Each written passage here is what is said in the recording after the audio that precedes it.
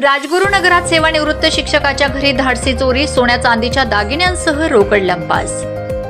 धुळे शहरातील प्रभाग क्रमांक 1 मधील राजगुरुनगर येथे वास्तव्यास असलेल्या एका सेवानिवृत्त शिक्षकाचे घर चोरट्यांनी फोडून घरातील दागिन्यांसह 15 ते 20 हजारांची रोकड लंपास केली। या प्रकरणी पश्चिम देवपूर पोलीस ठाण्यात गुन्हा दाखल करण्यात आला आहे। मधुकर रामचंद्र धात्रक हे सेवानिवृत्त शिक्षक प्रभाग क्रमांक 1 मधील राजगुरुनगरात वास्तव्यास आहेत।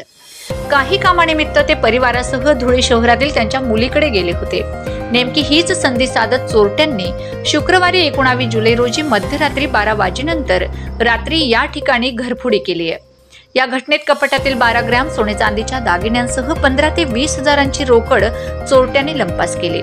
शनिवारी 20 जुलै रोजी सकाळी 9 ते 9:30 वाजेनंतर घरफोडीची घटना लक्षात येताच मधुकर धात्रक यांना शेजारी राहणाऱ्या लोकांनी माहिती दिली। दरम्यान पश्चिम देवपूर पोलिसांना घरफोडीची माहिती मिळताच श्वान पथकासह ठसे तज्ञांनी घटनेचा पंचनामा केलाय।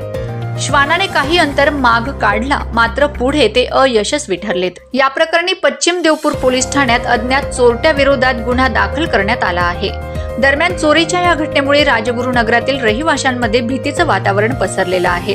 पोलिसांनी या भागात गस्त वाढविण्याची मागणी परिसरातील नागरिकांकडून करण्यात आली आहे। माझे नाव मधुकर रामचंद्र धात्रक, सेवानिवृत्त शिक्षक। आम्ही रात्री 9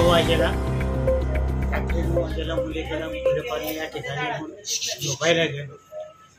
तिथून आम्ही सकाळी आलो 9 वाजेला, तर पाहिलं तर आमचं घर कुलूप तोडलेलं होतं आणि आतमध्ये गेलो तर सर्व कपाटं तोडलेली होती, वरचे बी कपाट तोडलेलं होतं।